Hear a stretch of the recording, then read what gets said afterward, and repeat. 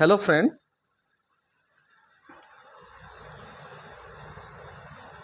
Hello student. Bright future tutorial সে তোমাদের সবাইকে ওয়েলকাম।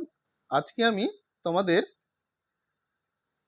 ওয়েস্ট বেঙ্গল বোর্ডের ক্লাস 8 এর তৃতীয় পর্যায়ক্রমিক মূল্যায়ন মানে থার্ড ইউনিট টেস্টের যে প্রশ্নবিচিত্রা বই আছে সেখান থেকে যে তোমাদের পরিবেশ বই আছে তার দ্বিতীয় স্কুলটা বিষ্ণুপুর হাই স্কুল, এটা যে ফিজিক্যাল পার্টস আছে ওই পার্টটা আমি করে দেখাবো।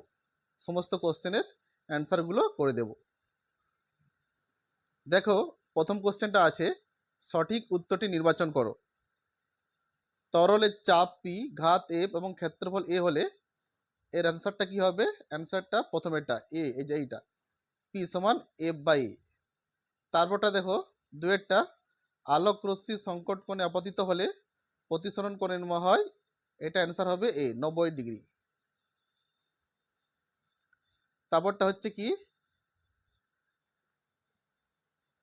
অ্যালুমিনিয়াম অক্সাইড হলো আম্লিক, ক্ষারীয়, উভয়ধর্মী না প্রশম, এর অ্যান্সারটা হবে এই যে উভয়ধর্মী। আমি তোমাদের এই নীল রঙের কালার দিয়ে অ্যান্সারগুলো করে দিচ্ছি, তবু আমি ওই তীর চিহ্ন দিয়ে দেখিয়ে দিচ্ছি। চারেরটা হচ্ছে কার্বনের অনিয়তাকার রূপভেদগুলি প্রকৃতপক্ষে যে উপাদানটির অতি ক্ষুদ্র ক্রিস্টালের সমষ্টি, ওটা হচ্ছে অ্যান্সার হবে গ্রাফাইট। এরপরে আছে সোডিয়াম 2311, মানে এই যে ভর সংখ্যা 23 আর পারমাণবিক সংখ্যা 11। পরমাণুতে নিউট্রন সংখ্যা কত? না, নিউট্রন সংখ্যা সি এর অ্যান্সারটা হবে 12। কারণ জানো তো আমরা ভর সংখ্যা সমান কি হয়? প্রোটন সংখ্যা প্লাস নিউট্রন সংখ্যা। আর ভর সংখ্যা থেকে যদি আমরা প্রোটন সংখ্যা বাদ দিই তাহলে নিউট্রন সংখ্যা আমরা পেয়ে যাই। তারপর দেখো দুয়ের দাগের কোশ্চেন অ্যান্সারগুলো দেখো। দুয়ের দাগের কোশ্চেন অ্যান্সারগুলো হচ্ছে যে নিচের প্রশ্নগুলির অতি সংক্ষিপ্ত উত্তর দাও। কোন শর্তে একটি বস্তু তরলে ভাসবে? এই যে একের দাগেরটা, না বস্তুর ওজন তরলের প্রবণতার সমান হলে তাহলে বস্তুটি তরলে সম্পূর্ণ নিমজ্জিত অবস্থায় ভাসবে।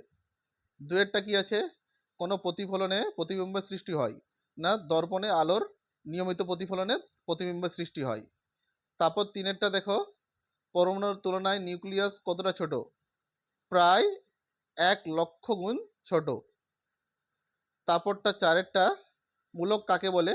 একটি মূলক হলো এক বা একাধিক বন্ধনযুক্ত ইলেকট্রন বিশিষ্ট অণু, পরমাণু বা আয়ন যা স্বাধীনভাবে বিরাজ করে, যেমন SO4 2- আয়ন, অনেক এরকম আয়ন রয়েছে তোমাদের, মূলক যা রয়েছে সরি।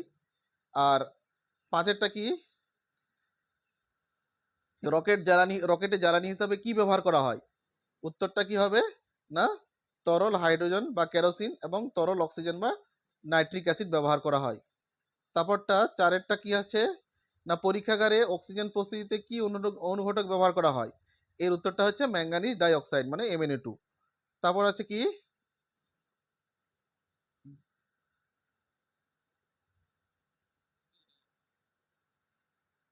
ছয়েরটা দেখো, ছয়েরটা হলো সাতেরটা আছে কি, না ইলেকট্রিক তারের আবরণ তৈরিতে যে কৃত্রিম পলিমার ব্যবহার করা হয় তার নাম কি? এটা হচ্ছে পলিভিনাইল ক্লোরাইড মানে PVC। এগুলো হচ্ছে দুইয়ের দাগের অ্যান্সারগুলো। তিনের দাগের অ্যান্সার কি আছে, না এর কোশ্চেন ছিল ঘনত্ব বলতে কি বোঝায়? কোনো পদার্থে একক আয়তনের ভরকে ঘনত্ব বলা হয়। উদাহরণস্বরূপ কি বলা যায়, না 1 ঘনমিটার জলের ভর 1000 কেজি, সুতরাং জলের ঘনত্ব হচ্ছে না 1 কেজি প্রতি ঘনমিটার। আর আমরা জানি ঘনত্ব সমান কি, ভর বাই আয়তন। এটা হচ্ছে একের দাগেরটা। দ্বিতীয়টা কি আছে, না দ্বিতীয়টা হচ্ছে কচু পাতার উপরে জল পড়লে তা চকচক করে কেন? এর এর এর কোশ্চেনটা, এই কোশ্চেনটার অ্যান্সার হবে কি বলো দেখি? তোমাদের এই সেই আলোর যে প্রতিফলন রয়েছে না, সেখান থেকে এখানে অ্যান্সারটা হবে, না কচু পাতার উপর জলের যে ফোঁটা নড়াচড়া করে বেড়ায় তার উপর পড়া আলো বায়ুর থেকে জলে প্রবেশ করে, মানে বায়ু একটা মাধ্যম এখানে আর জল একটা মাধ্যম। কি হচ্ছে, না আলোটা কি হচ্ছে বায়ু মাধ্যম থেকে জলে প্রবেশ করছে, বায়ু একটা বায়ু একটা হচ্ছে লঘু মাধ্যম আর জলটা ঘন মাধ্যম। সেই জন্য আবার কি বলছে দেখো, আবার যখন জল থেকে বায়ুতে বেরিয়ে আবার যখন জল থেকে বায়ুতে বেরিয়ে আসতে চাই, তখন জল ও বায়ুর বিভেদ তোলে ওই মাধ্যম দুটি সংকট কোণের চেয়ে বেশি কোণে আপতিত হয়। ফলে ওই স্থানে আলোর রশ্মির অভ্যন্তরীণ পূর্ণ প্রতিফলন ঘটে। প্রতিফলিত রশ্মি দর্শকের চোখে এসে পৌঁছালে দর্শক ওই স্থানকে চকচকে দেখায়, যার ফলে কচু পাতার উপরে জলের ফোঁটা চকচকে দেখায়। এই রকম কোশ্চেন তোমাদের রয়েছে, কেমন ডায়মন্ড চকচক করে কেন? এর একই এর মানে এখানে যে প্রধান যে কথাটা হচ্ছে না, আলোর অভ্যন্তরীণ পূর্ণ প্রতিফলন, এই কথাটা অবশ্যই মাস্ট তুমি বলবে। এরপরে দেখো 2 দাগের, কোন মৌলের চিহ্নে পরমাণু ক্রমাঙ্ক ও ভর সংখ্যা কিভাবে লেখা যায় তা উদাহরণ সহ লেখো। এখানে আমি একটা খাতায় করে তোমাকে পেস্ট করে দিচ্ছি, দেখো এখানে এই যে এটা তোমরা একটু ভালো করে দেখে নেবে। পরমাণু ক্রমাঙ্ক, মৌলের প্রোটন সংখ্যা, ওটাকে পরমাণু ক্রমাঙ্ক বলে। আর ভর সংখ্যা মানে কি না, মৌলের প্রোটন সংখ্যা প্লাস নিউট্রন সংখ্যা। উদাহরণস্বরূপ কি বলা যায়, অক্সিজেন 816, মানে এই 8টা হচ্ছে কি, 8টা হচ্ছে প্রোটন সংখ্যা, এটা হচ্ছে ভর সংখ্যা, তাই তো। আর পরমাণুর এখানে প্রোটন সংখ্যা 8, ভর সংখ্যা 16।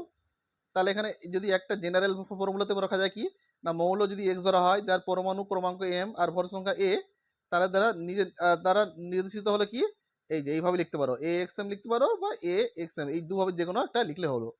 বুঝতে পারা গেছে? এটা এইভাবে তোমরা পড়বে। এরপরে কি 4 দাগের কোশ্চেনটা হচ্ছে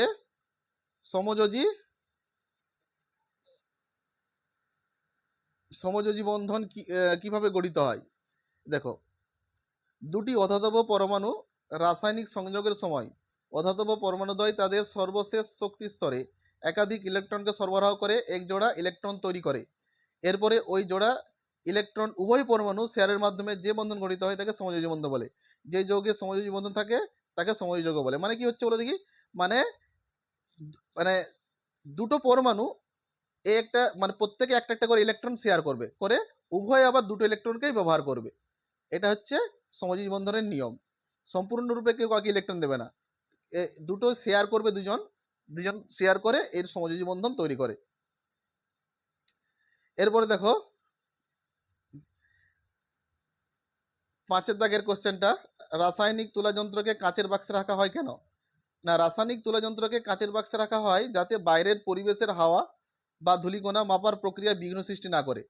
রাসায়নিক তুলা যন্ত্র অত্যন্ত সূক্ষ্ম এবং সংবেদনশীল হওয়ার কারণে এর পরিমাপের সামান্য পরিবর্তনও বড় ভুল হতে পারে। কাচের বাক্সে এটি সুরক্ষিত রাখে এবং সঠিক পরিমাপ নিশ্চিত করে, মানে বাইরে থেকে কোনো ধুলোবালি এসে এখানে এক্সট্রা কোনো জিনিস এসে না জমা হয়, ফলে তার মানে যে পরিমাপ করতে গিয়ে ভুল হতে পারে। তাই জন্য এটাকে বাইরের বিভিন্ন রকম ময়লা ধুলোবালি থেকে সুরক্ষিত রাখার জন্য বা সুরক্ষিত রাখার জন্য ওটা কাচের বাক্সে রাখা হয়। এরপরে 6 দাগের কোশ্চেন দেখো, 6 দাগে যে কোশ্চেন আছে ওটা কি, কোন শর্তে সোডিয়ামের সঙ্গে অক্সিজেনের বিক্রিয়ায় সোডিয়াম পারক্সাইড উৎপন্ন হয়? বিক্রিয়ার সমীকরণ দাও। এই দেখো, সোডিয়াম পারক্সাইড প্রস্তুত করার জন্য দেখো 130 ডিগ্রি থেকে 200 ডিগ্রি সেন্টিগ্রেড, মানে যদি ফারেনহাইট স্কেলে বলি 260 থেকে 392 ফারেনহাইট তাপমাত্রায় ধাতব সোডিয়ামের সঙ্গে অক্সিজেনের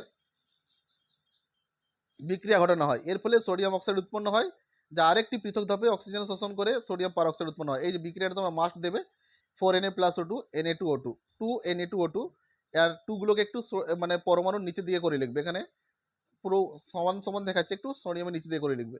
ওকে, তারপর দেখো 7 দাগের গ্রিন হাউস এফেক্ট বলতে কি বোঝো? 7 দাগের না, বায়ুতে উপস্থিত কার্বন ডাইঅক্সাইড, মিথেন এবং অন্যান্য কিছু গ্যাসের উপস্থিতির কারণে ট্রপোস্ফিয়ার মানে বায়ুমণ্ডলের সর্বনিম্ন স্তর, মানে আমরা যে স্তরে আছি আর কি, এর উষ্ণতা বৃদ্ধি গ্রিনহাউস এফেক্ট নামে পরিচিত। এই গ্যাসগুলি গ্রিনহাউস গ্যাস নামে পরিচিত, যার মধ্যে জলীয় বাষ্পের সর্বাধিক প্রবাহ রয়েছে। মানে এর কারণ কি জানো তো, মানে এই যে সূর্য থেকে যে আলোকরশ্মিটা মানে ভূপৃষ্ঠে এসে পড়ে না, সেটা যখন আবার প্রতিফলিত হয়ে উপর দিকে উঠে, তখন এই গ্যাসগুলো ধরে রেখে দেয়, এই গ্যাসগুলো এই টেম্পারেচারকে ধরে রেখে দেয়। এই টেম্পারেচার মানে ধরে রাখার জন্য এই গ্যাসগুলো কি করে না, যে পৃথিবীর যে ট্রপোস্ফিয়ার মধ্যে যে এলাকা রয়েছে সেগুলো সেই স্থানে কি হয় না উষ্ণতা বেড়ে যায়। এটা হচ্ছে মেন কারণ। তারপর তারপর হচ্ছে কি 4 দাগের কোশ্চেন অ্যান্সার দিকে আমরা যাব। কি হয়েছে না স্থির অবস্থার ঘর্ষণ বলতে কি বোঝো? স্থির অবস্থার ঘর্ষণ বলের মান কোন কোন বিষয়ের উপর নির্ভর করে?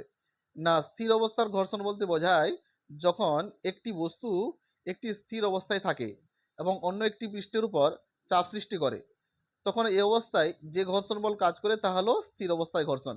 এই ঘর্ষণ বলের মান এতটাই বেশি যে এটি বস্তুকে স্থানচ্যুত হতে বাধা দেয়। মানে কোনো একটা টেবিলের উপর ধরো একটা বই রেখে দিলাম, হ্যাঁ স্থির অবস্থায়, এটা হচ্ছে কি স্থির অবস্থায় ঘর্ষণ।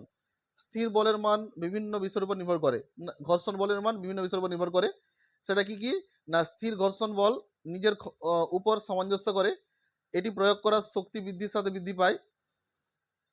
গতি শুরু না হওয়া পর্যন্ত স্থির ঘর্ষণ বল প্রয়োগ করা বলের চেয়ে বেশি বা সমান হয়।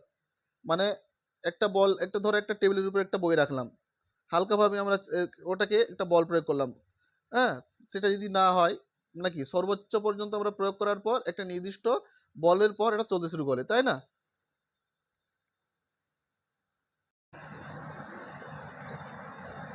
এইবার দেখো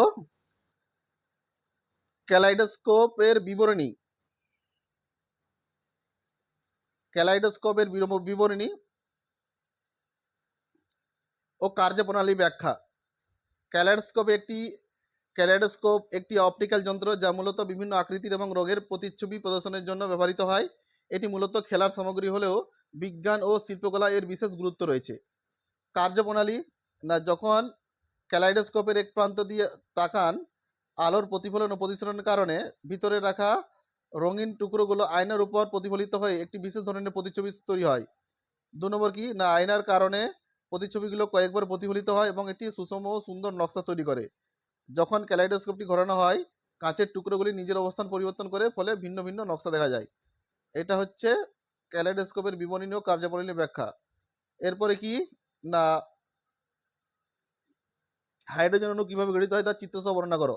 না হাইড্রোজেনের প্রোটন সংখ্যা থাকে একটা এবং ইলেকট্রন সংখ্যা থাকে একটা, তাই দুটো হাইড্রোজেন পরমাণু একটি ইলেকট্রন শেয়ার করে একটি সমযোজী বন্ধন তৈরি করে। দেখো এখানে আমরা একটা এরকম একটা করে দিয়েছি, তাই না?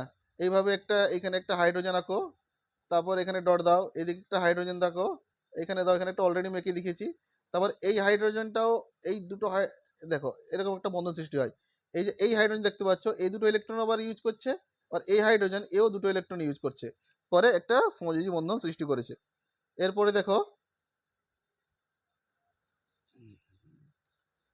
এবার দেখো হাইড্রোজেন গ্যাস নিজে দাহ্য কিন্তু দহনে সাহায্য করে না, কিভাবে পরীক্ষামূলকভাবে প্রমাণ করবে? অন্তর্হিত হাইড্রোজেন বলতে কি বোঝো? এবার দেখো দহন সহায়তার দহন সহায়তার অভাব পরীক্ষার জন্য এটা কি বলছে, একটি কাঁচের জার পাত্রে কিছু হাইড্রোজেন গ্যাস সংগ্রহ করুন, মানে করো একটি জ্বলন্ত কাঠি জোরে জারের মধ্যে ঢোকাও, তারপর দেখবে গাড়িটি জ্বলবে না কিছুক্ষণ পর, ভিতরে আগুন ধরে না, কারণ হাইড্রোজেন গ্যাস দহনে সহায়তা করে না। এই পরীক্ষা দ্বারা প্রমাণিত হয়েছে হাইড্রোজেন গ্যাস দাহ্য কিন্তু একটি দহনে সাহায্য করে না। মানে কি যতক্ষণ পর্যন্ত হাইড্রোজেন গ্যাস ছিল সেই জারের মধ্যে ততক্ষণ পর্যন্ত জ্বলছিল, কিন্তু হাইড্রোজেন গ্যাস শেষ হওয়ার পর ওটা আর জ্বলে না। বন্ধু হাইড্রোজেন আচ্ছা অন্তর্হিত হাইড্রোজেনটা কি? এই যে এটা অন্তর্হিত হাইড্রোজেন না কিছু কিছু ধাতু যেমন প্যালাডিয়াম, প্ল্যাটিনাম, আয়রন প্রভৃতি যারা হাইড্রোজেন গ্যাস শোষণ করতে পারে, এই ধাতু পৃষ্ঠে শোষিত হাইড্রোজেন গ্যাসকে অন্তর্হিত হাইড্রোজেন বলে। তারপর দেখো এই যে পলিথিন ও টেলিন পলিমার দুটি ধর্ম ব্যবহার উল্লেখ করো। এখানে খুব সুন্দরভাবে বলে দেওয়া আছে পলিথিনের ধর্ম। পলিথিন একটি থার্মোপ্লাস্টিক পলিমার যা ইথিলিন মনোমার থেকে তৈরি হয়। এটি হালকা, নমনীয় এবং রাসায়নিক প্রতিরোধী। পলিথিনের গলনাঙ্ক এবং কম, এটি সহজেই পুনর্ব্যবহারযোগ্য। উচ্চ গলনাঙ্ক পলিথিন এইচডিপি শক্ত ও টেকসই এবং কম ঘনত্বের পলিথিন এলডিপি নমনীয়, স্বচ্ছ। ব্যবহার কি প্লাস্টিকের ব্যাগ, বোতল, কন্টেনার এবং পাইপ তৈরিতে, খাদ্য মোড়ক এবং সিলিং ফিল্ম হিসাবে ব্যবহার হয়, খেলনা এবং গৃহস্থলী জিনিসপত্র তৈরিতে ব্যবহৃত হয়। এরপরে দেখো টেরিলিন। টেরিলিনের এরকম দেওয়া আছে ধর্ম। টেরিলিন একটি সিনথেটিক পলিমার যা যা টেরেপথ্যালিক অ্যাসিড ও ইথিলিন গ্লাইকোলের সংমিশ্রণে তৈরি। এটি শক্ত, টেকসই এবং রিঙ্কেল প্রতিরোধী। টেরিলিন গরম বা ঠান্ডা পরিবেশে আকার ধরে রাখে এবং দ্রুত শুকায়। এটি আলোর প্রতিফলন এবং রং ধারণের ক্ষমতা বেশি। ব্যবহার কিনা কাপড়, টেক্সটাইল শিল্পে যেমন পোশাক, পর্দা এবং বিছানার চাদর তৈরিতে, হোস পাইপ, বেল্ট এবং প্যাকেজিং টেপের মতো শিল্প সামগ্রীতে ব্যবহৃত হয়। সাধারণত অন্যান্য তন্তুর সাথে মিশিয়ে বিভিন্ন ধরনের মিশ্রণ কাপড় তৈরি করা হয়। এবার কোশ্চেনে ছিল স্বচ্ছ চুনজলের মধ্যে দিয়ে কার্বন ডাইঅক্সাইড প্রথমে অল্প পরে অতিরিক্ত কার্বন ডাইঅক্সাইড চালনা করলে কি ঘটে। এটা দেখো, এটা তো আমাদের এখানে লিখে দিয়েছি, এটা আমি বড় করে দেখিয়ে দিচ্ছি। এখানে দেখো, এটা হচ্ছে এই যে চুনের দেখো, কার্বন ডাইঅক্সাইড চালনা করলে জলের মধ্যে চালনা করলে তা ঘোলা হয়, কারণ তখন ক্যালসিয়াম কার্বনেট উৎপন্ন হয়। এই যে ক্যালসিয়াম চুনের মধ্যে দিয়ে প্রথমে কার্বন ডাইঅক্সাইড অল্প পরিমাণ চালনা করলে ক্যালসিয়াম কার্বনেট উৎপন্ন হয়, আর অতিরিক্ত চালনা করলে কি হয় না, ক্যালসিয়াম হাইড্রোজেন কার্বনেট তৈরি হয়।